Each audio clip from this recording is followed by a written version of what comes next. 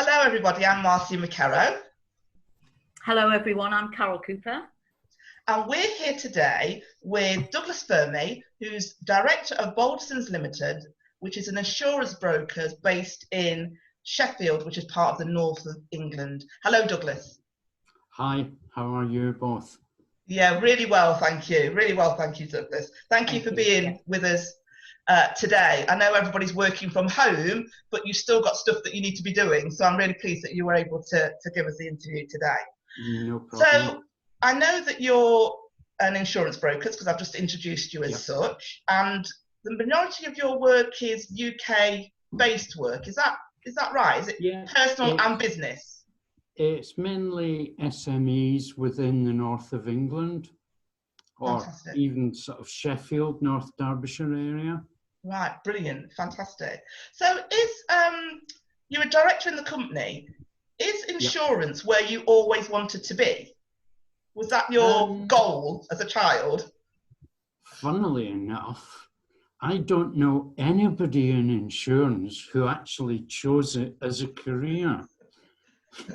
Well, when I was young, it was a slightly different scenario, and my parents said you can either go banking, accounting, or insurance, and I picked insurance for my sins, and been there ever since. Fantastic, brilliant. Have you been with the same company all the way through? No. Or I've moved about. I originally set out in Scotland with an insurance company in Glasgow, just doing basic clerical work, and then moved to a company which specialised in marine cargo insurance, and then got headhunted down to Sheffield as a marine manager, and then moved around, took over some offices there, and that was me, ever since. Very varied then, very varied. So is there a motto that you live your life by? Oh, gosh.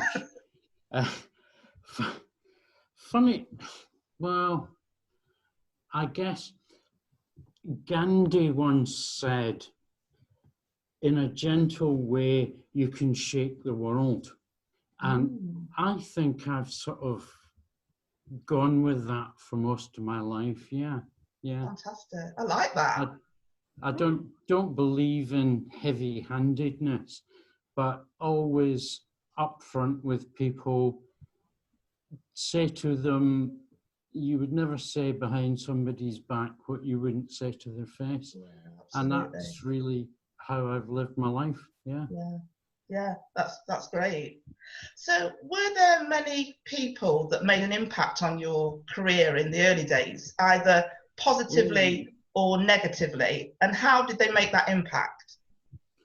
I guess one of my early managing directors always said, he said, I don't understand marine insurance, but I'm willing to help you. So any problem you've got, write it on one sheet of paper. And that's a huge influence. It focuses your mind on what you're doing. Because if you look at every problem and you think, God, I could write screeds on this, but don't. Get it down one simple sheet of paper. Yeah, absolutely. And rather than waffling on. He made a huge impact on me. But other people, I've learned throughout my career, just from co-workers, co-directors at places I worked. So yeah, it's been an interesting life. But no one person, I don't think, has shaped my life. we have a number of people, don't we, coming in and out of our lives, and sometimes the messages, even though they're not positive messages, we learn stuff from them, don't we? Yeah. As well as the good stuff as well, you know, which is important. So what have been the challenges that you've had getting where you are today? Challenges, oh gosh. I suppose finding people or being asked to ensure things out of the ordinary. Large contracts were in foreign countries, infrastructure programs, and they've been challenging to place the cover. But it's also been very, very rewarding once you've done it. Yeah. The challenge is getting it done. Yeah. Yeah. And so, you know, in terms of the other side, I suppose, you know, what have been your achievements throughout your career? Oh, I guess one of my proudest moments was I became involved with an organisation, an educational charity called the Institute of Export, and I've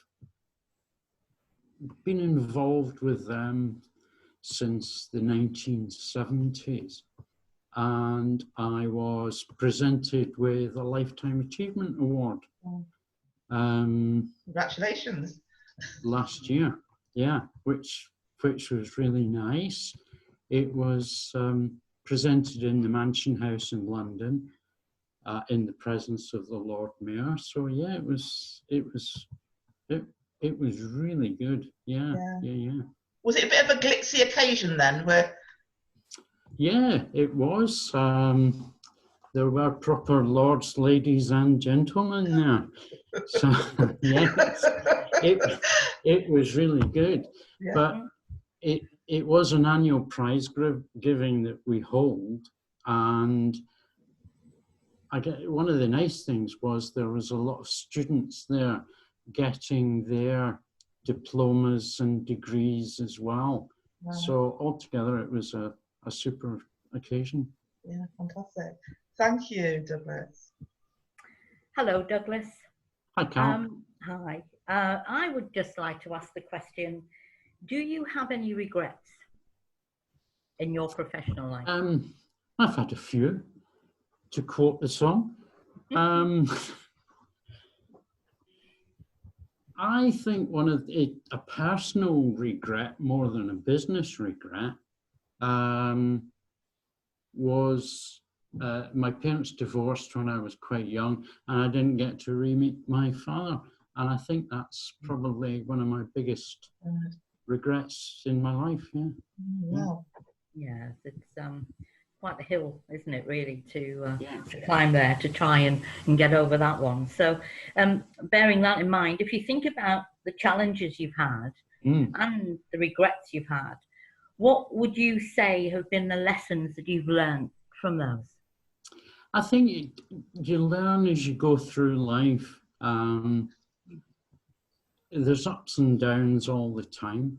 Success is something that everybody strives for, and that's measured against your own goals is, I think, the best way to put it. It doesn't need to involve money, it doesn't need to involve position. It's if you meet your own goals and you're happy with them, then that's good. It leads to contentment, doesn't it? And it just makes you feel better in your own skin. Exactly. Yeah. Absolutely. Absolutely. Yeah. Douglas, what is your most treasured possession and why? I could say my wife. But you're not going to, by the sounds of that. You noticed the could there. No! Oh boy, oh boy, oh boy. Oh my gosh. No, I guess I couldn't call them possessions anymore. No, absolutely. That would be very demeaning. Yeah. I think my grandfather's watch is one of my most treasured possessions. He got it for 25 years service with the company he worked for in 1955. And that's been passed down to me. So that's one of my nicest things. Wonderful, yeah. Wonderful thing to have, Douglas. That's brilliant. And on the other thread here, what is the most treasured business memory to date that you have? Oh, and I think it's got to be my Lifetime Achievement Award. Yeah. Yeah. Yeah. That is something that it's got to have pride of place in the house and pride of place within you. Absolutely. In many ways, yeah. I felt very humble. It's one of these odd situations where somebody stands up in front of an audience and you suddenly realize that the person they're talking about is you. Yeah. And it's very humbling. But it's lovely to have that success. Yeah. Wonderful thing to live with. It's like a warm blanket, isn't it? It's wonderful. Absolutely.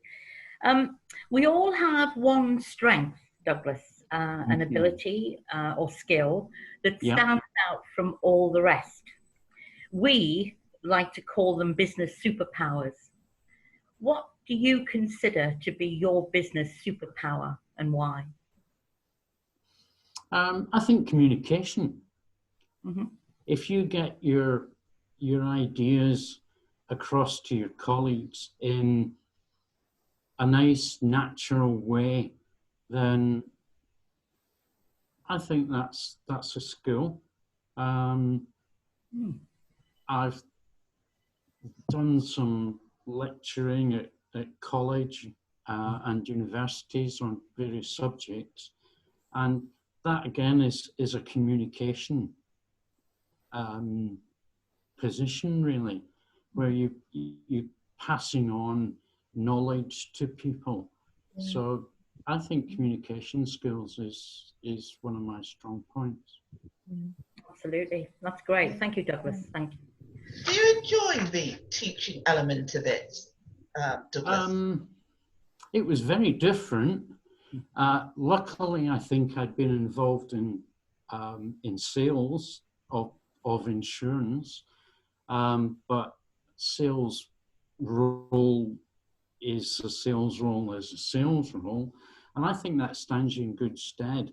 But it also gives you the teaching side.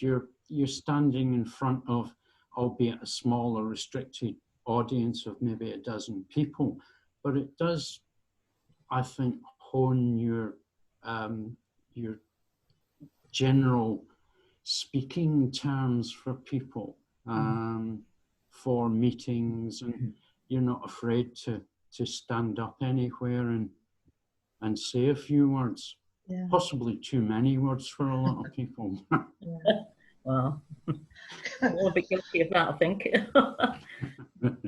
You talked earlier about success, and you talked about success as is that it's measured against your own goals and doesn't need to involve wealth, money, or necessarily possessions. So is there anything else that you would add to that definition if you were defining success now? I don't think so. Because everybody does strive for something. And what they're striving for, what everybody is striving for, is different. And therefore, it could be that you want to be a world-known pop star, or you just want to sit very quietly as an accountant doing a job. And each person has their own goals. I was involved with Young Enterprise, which is young school children who form their own companies, and then they get bank accounts, and they're mentored, and they have to make that company work, for want of a better expression. And when they get to, it's different schools in different areas throughout the country, and then they have a competition, and they are judged on how well they've done, but not just from one aspect of the business. Just because they made some money doesn't mean that that's been a success. It could be that it's failed, but what they've achieved is within their own limitations, and they have lived up to their limitations, or possibly past them. So I think success is your own goals, whatever you make them. Yeah. By that description, then, would you consider yourself to be successful? Reasonably so. Yeah. I'm fairly happy with where I am. Yeah. So, yeah, I've got there, I think. Fantastic. So what two things would you say, Douglas, has contributed most to your professional success?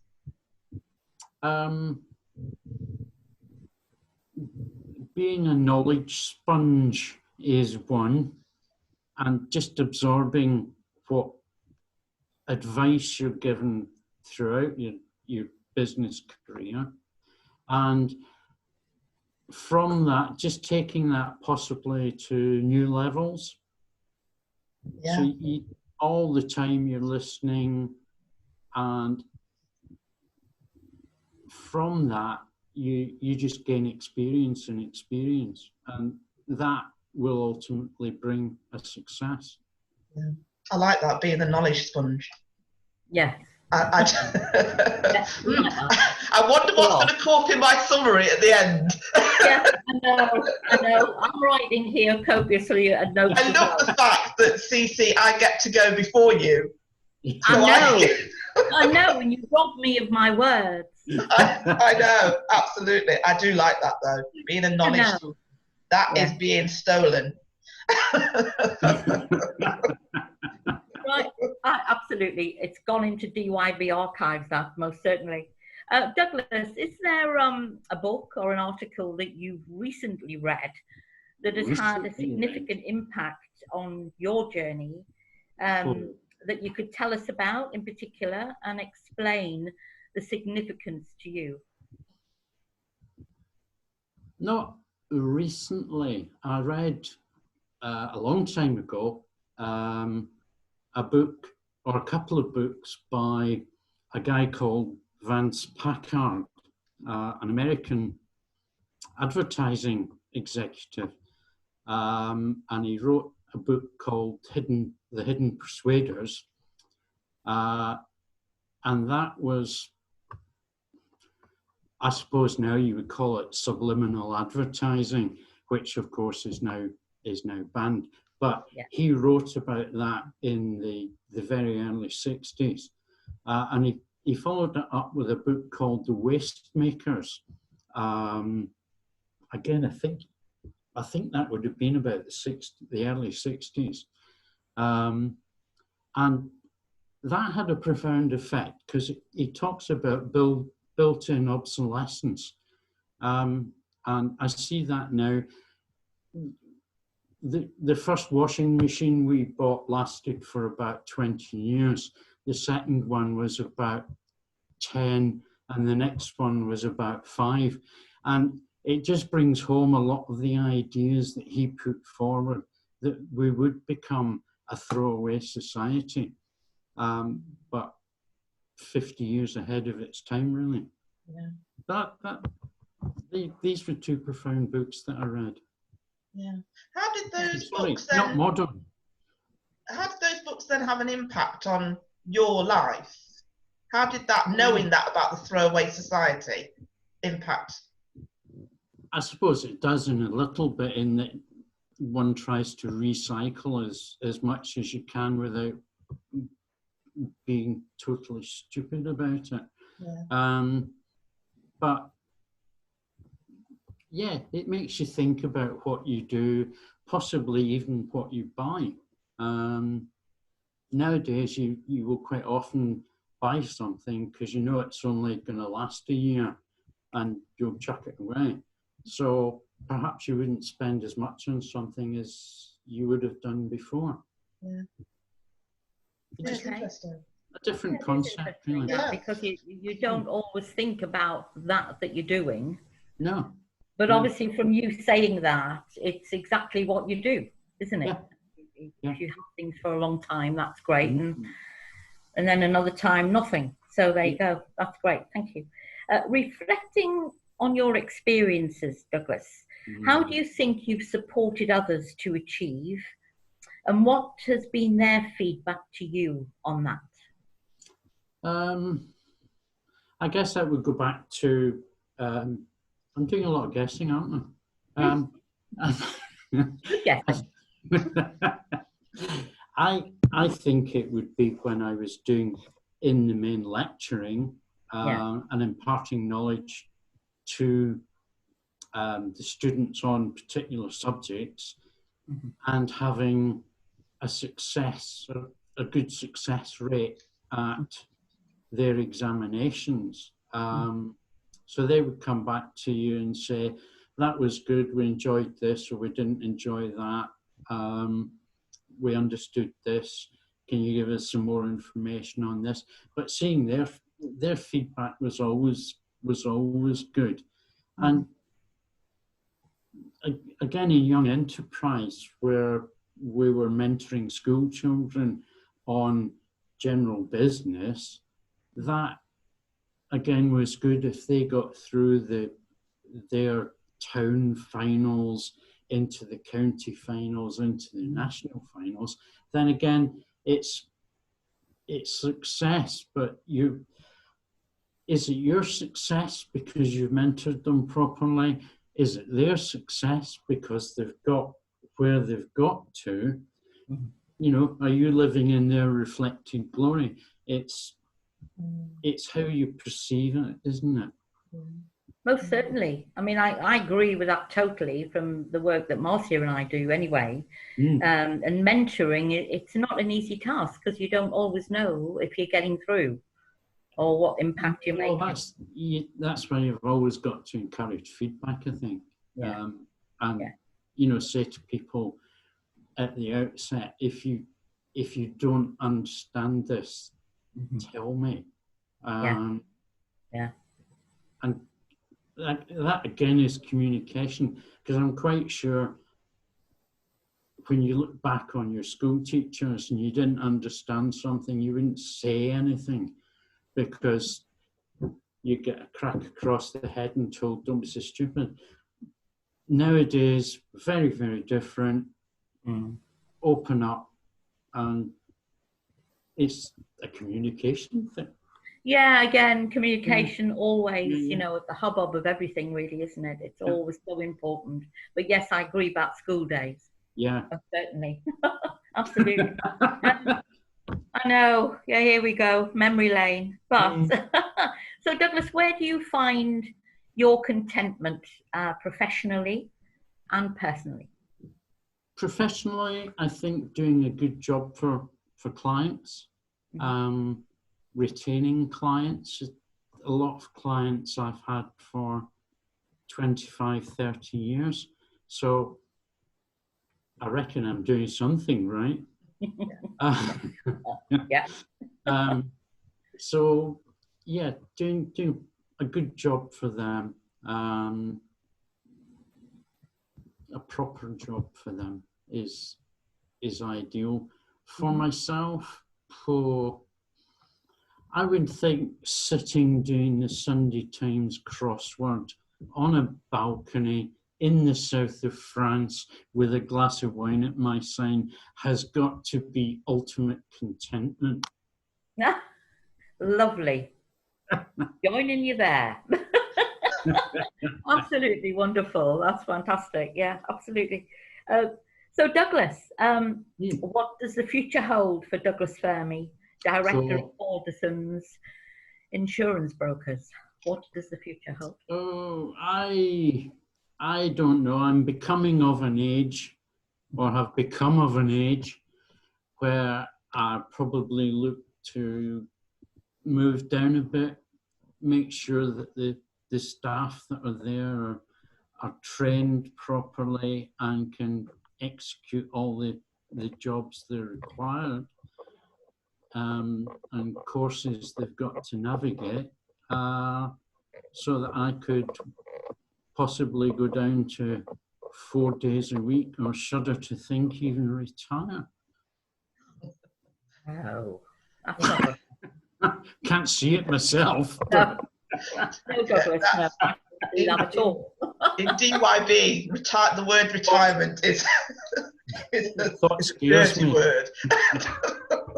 Douglas, I'll be with you all these years ahead. Because Marcia's not letting me retire either, so. You told me that. Yeah, absolutely.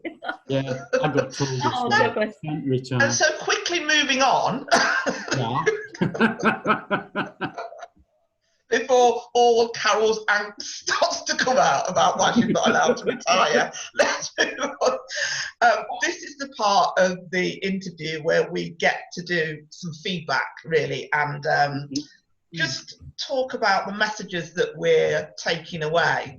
And I am actually going to do something that I've not done in all the interviews that we've done so far. I'm going to actually defer to CC so she can say first of all, hallelujah, got out of it, and then I will. That's never happened before. Never happened. Oh, thank you, Marcia. You're welcome. Fine. Thank you. Well, I get out of this, what I'm taking away today is fundamentally about communication. This is what we're all about as well in our business. And taking away from that is communication and education, and just making sure and helping people understand. And I think that's a great message to a lot of people, you know, where they need to understand their goals. And again, the communication thing is, it helps people achieve what they think they might want to do, as well as understand where they need to go as well. It takes you back a little bit. I think another one of Gandhi's little ditties was, the future depends on what we do in the present. Yes. Yes, totally agree. Write that down. And that is very fitting for where we are now, isn't it? Another one. Another one. Very fitting for where we are now. What I enjoyed, and I know Marcia did, because obviously it was a comment, was about the knowledge sponge. And I think that you've got to have that sort of brain and attitude where you want to absorb as much as possible in order to pass it on to somebody else, you know, and to keep those links open. If you don't understand, then you can't pass that knowledge on. No, absolutely agree. So, you know, a lot of this is around what I'm taking away today is about keeping communication links open, understanding people, keeping an open mind. You know, it's so important, and making that person who you're in contact with comfortable with you, because I think people learn a lot more when they're less stressed in that way. That's true. Yeah. Good communication, good feedback from any source that you may be in touch with is paramount, really. Yeah. So I'll pass over to Marcia. Yeah. And thank you for that lead in for me. Right. Yeah. You're welcome. It's not going to happen again. So No. So enjoy it while it's been offered to you, okay? What I'm taking away, Douglas, is something that you said quite early on in the interview about working with your values.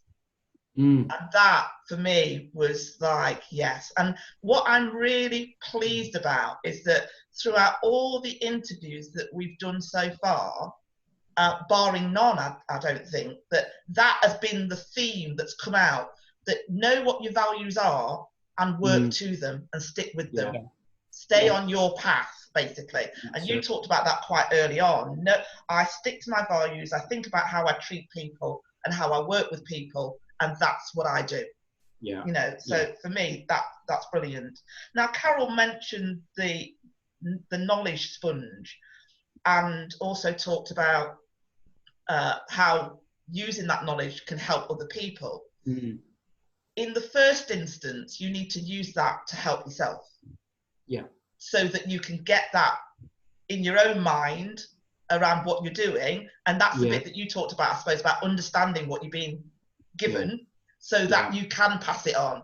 And so for me, that knowledge sponge, and part of the reason why we're doing these interviews is to gather that knowledge from people that are doing it and doing it really well, so that we can use that in our business to move us forward. So for me, that's, you know, the knowledge sponge, you know, using it for myself. And Carol's already mentioned the importance of feedback.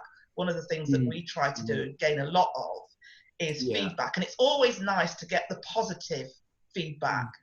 But what's good for the business is where we could do things better. You know, these are the changes. And we've had a few people that have messaged us and said about the interviews, that they've really enjoyed the interviews. They've been brilliant. But actually, what would be really nice is when we're putting the videos out, if we've got a bit more of a preamble about what the video's about, so that they can sift through them and think, actually, I think I'm really going to be interested in this. So I'll get a coffee and I'll sit down with it. So that when you talk about feedback, that resonates really well with me, because that's something that Karen and I have a real focus on. We want to know what we can do better. We like to get the positive, obviously we like to get the positive, but that's the stuff we know we're already doing well. How could we do things better? But you can learn as much from something that's gone wrong. Absolutely. Totally. You know, that's the important thing. So they're the things that I'm taking away, really. Keep listening, you said. Keep listening and acknowledge what you're getting in from all different experiences. And then you talked about keep listening.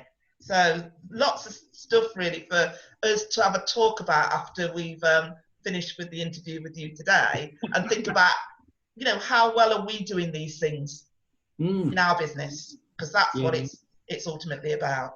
It is. Douglas, thank you so much for talking with us today. Really pleased that you were able to do the interview with us. I know that you've been extremely busy. I'm cooped up at home. Yes. With coronavirus. So we've been trying to get you, and now we've got you.